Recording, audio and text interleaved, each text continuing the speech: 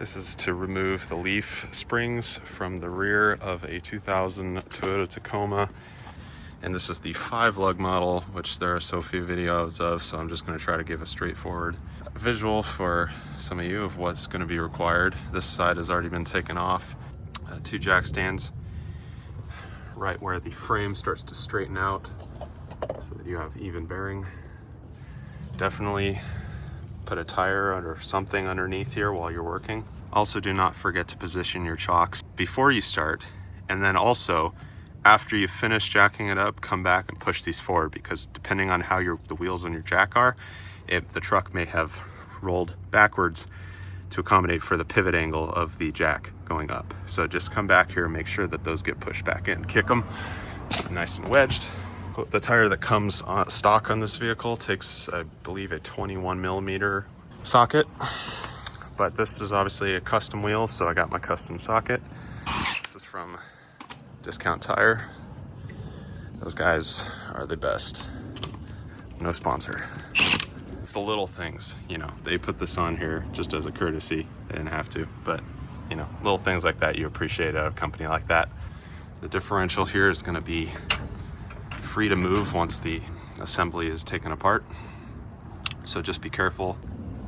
If you're removing both sides at the same time, tires off both sides, and you're removing the leaf spring, make sure to add some jacks underneath the axle to support it. Otherwise it'll just pivot if you have something in the middle. Could fall, do something bad.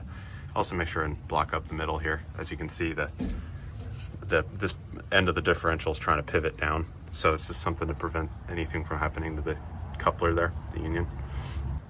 So here's what you'll see. You got your front bushing. You got your leaf spring. In this case, I have 2 bent leaves and 1 flat at the bottom. Got the drum brake. We got the U-bolts mounting the axle, or other way around. They're mounting the leaf springs to the axle, and then you have the shackle back there with the bushings in there. There are 2 19 millimeter nuts on there. These guys are pressed in there. This side is the same way, 19 millimeter.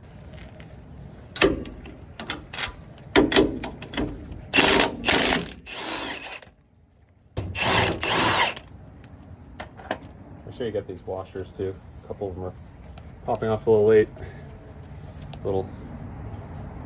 Not little, pretty thick.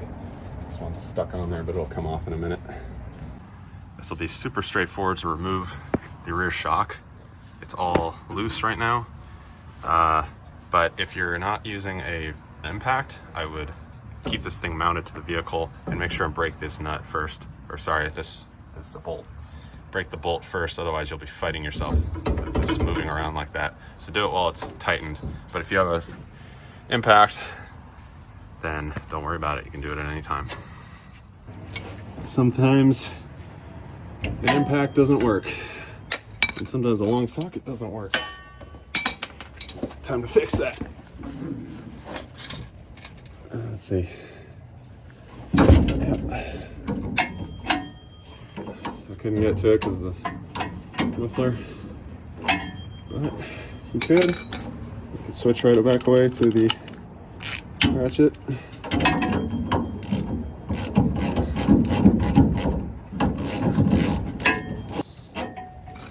Okay, back to the breaker bar.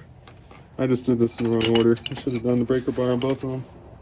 That way I don't have to switch the socket back twice.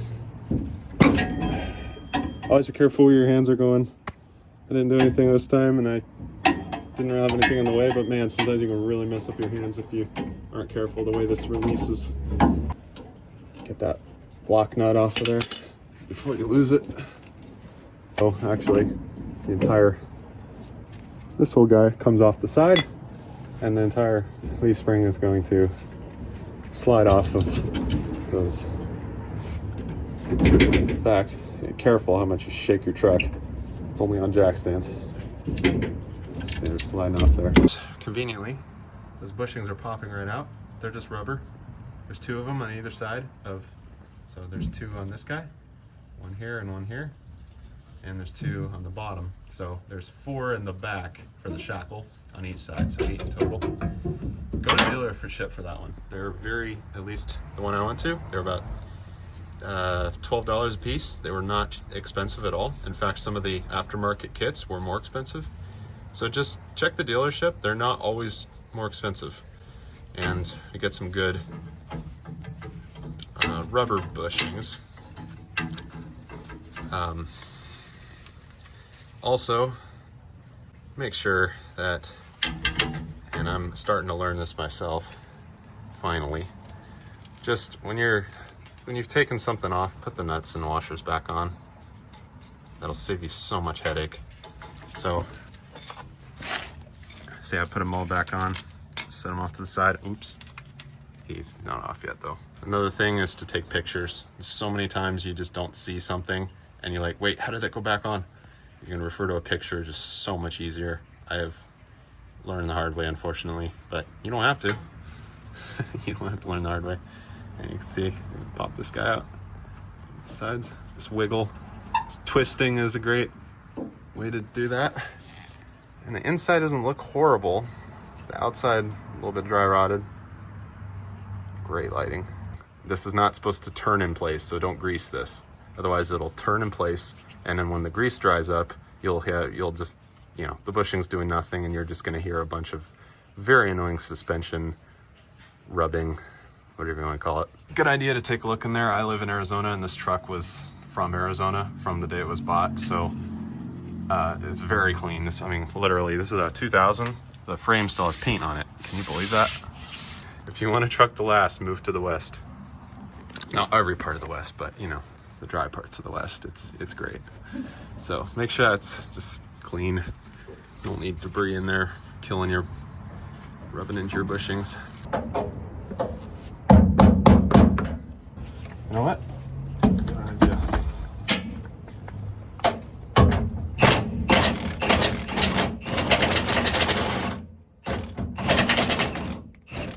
Haha. It was seized, so just turn the bolt head. That works really well. So here's what comes off the vehicle. We got another old bushing I still have to pull out. And again, there's two of them. One comes from this way, one goes down that way. We got, I believe, the 14 millimeter nut. And we got the other side, and this one is the front of the vehicle, towards the front of the vehicle. And this is a pressed-in bushing. Costs about $50 each. And mine isn't looking horrible. Some dry cracking on the surface, but I was also reading that this bushing doesn't see as much action and as much movement as the shackle does. This is the shackle side.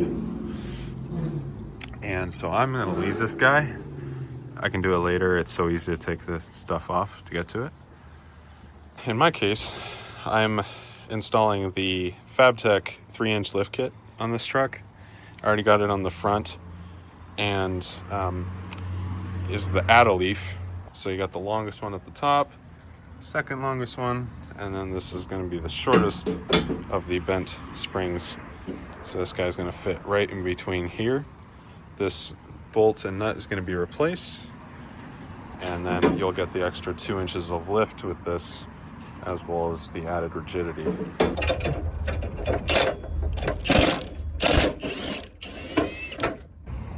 So in this case, they give you, the Fabtech kit gives you a long enough bolt so that you can get it started.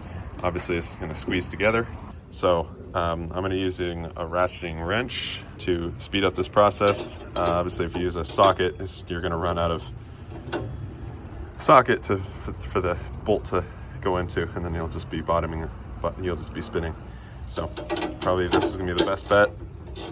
Obviously, you're not doing this if you don't have the add-a-leaf kit. You don't even need to touch the center bolt, just leave it be. I forgot to put my plastic shims in. Not exactly sure what these are for. So I had to undo the bolt, but clamp it and undo the clamp just enough, because this will all just separate like crazy. So, you know, be careful. I held it together just so I can slip it in there. I've pulled the bolt out. I'm gonna push it back in here, line up the holes, and do it again. So here I got it all assembled. I got the new bushing in. Gonna leave that one this time. And I got the threads cut off right at the right flush with the nut. So pop my new bushings in. See, they stick out a little further, but they compress in there and expand.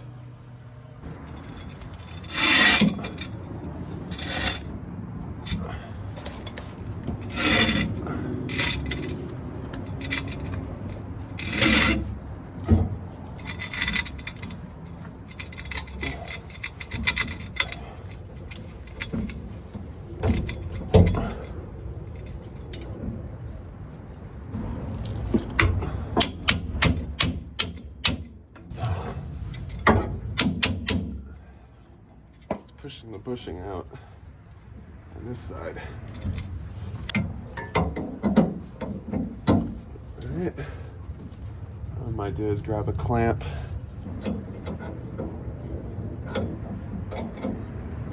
There we go. Careful it doesn't fall on your face. You're holding it here.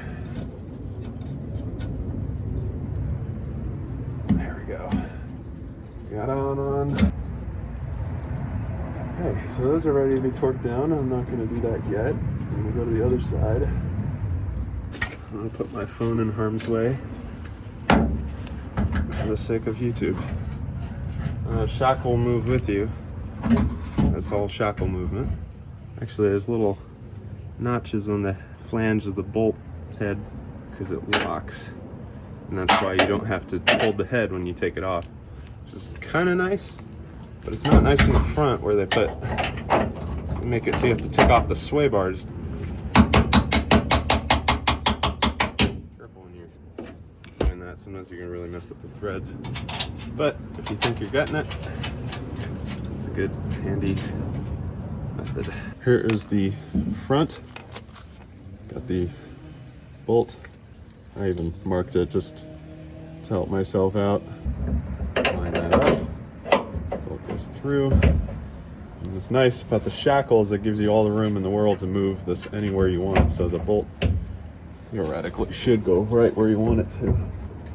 But of course it doesn't work out that way.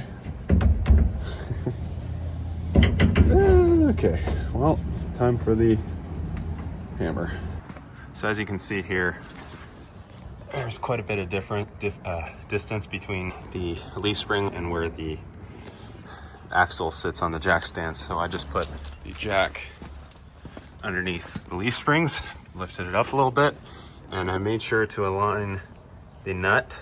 In this case, I have the add a leaf and they gave me a different bolt and nut, and they said they want the nut to be at the top. And so that nut is going to go right into the hole that's at the bottom of the bottom of the axle here. So make sure that lines up, otherwise you'll never get these to connect. And at this point, it should be close enough to put the U-bolts on. You can see where they were leaving their mark. So just put them right back on there. Got the bottom here on the shock. I also did not tighten those bolts yet. They're loose enough so that I can just let this swing wherever it wants. Because when this tightens, it'll clamp against the rubber. So if you tighten the bolts before the suspension is where it's going to normally be, then when you go and when your suspension's in use, it'll hyperextend the rubber and tear it. So definitely leave these all flexible and happy. Clamp them, put them together, and I'm going to jack it up, make sure it's at the proper height, and then I'm going to tighten everybody down, and then I'm going to put the tire on and set it on the ground. So just going to line this up off camera. So that nut is actually not quite wanting to go in there. There's still kind of a gap. And so I can't get the lock washer, this isn't the lock washer, but I can't fit the lock washer on, so I'm just gonna put the nut on there, torque it down, I'll pull these together, and then I'll put those back on. So I tightened those up, pulled it up, pulled them together. Now I'm gonna take it off, put that last nut on. For the shackle bolts, since they are not connected to any bushing, they can just be torqued at any time. So I double checked myself, made sure I had all the bushings on, that the nuts and the washers were all on. I looked back at my pictures, made sure everything was right because I don't want to be undoing this. So the shackle's on, nothing else went on. I got all the washers on underneath the nuts, and I checked the torque specs, it's supposed to be 90 foot-pounds. For this one, I would go, okay, actually it's got quite a bit to go. I believe with this one you want to go with a cross pattern, because as you tighten one, it'll loosen the other. In fact, I'm going to be doing this all day, so I'm going to switch out.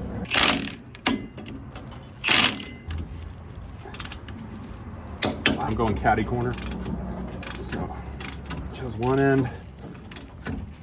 I went diagonal from him. They're all the same. Okay. Click. Click. All right, so those are tightened down. Everything looks good. I got the shock on there. This is an easy shock to put on because it's not. It just resists motion. It doesn't spring back, so you can just kind of push it up wherever you want and it'll stay. It's actually really nice to install. So if you're just doing this, that's easy. So at this point, see my jacks on the axle, and I have another set of jacks up front holding the truck up on the truck frame. And I'm gonna watch for that jack to lift off the frame just ever so slightly. Another pump, boom. So it just barely lifted off the jacks. And so the suspension is loaded right now. And now I'm gonna go tighten all the bushing bolts. That way nothing tears.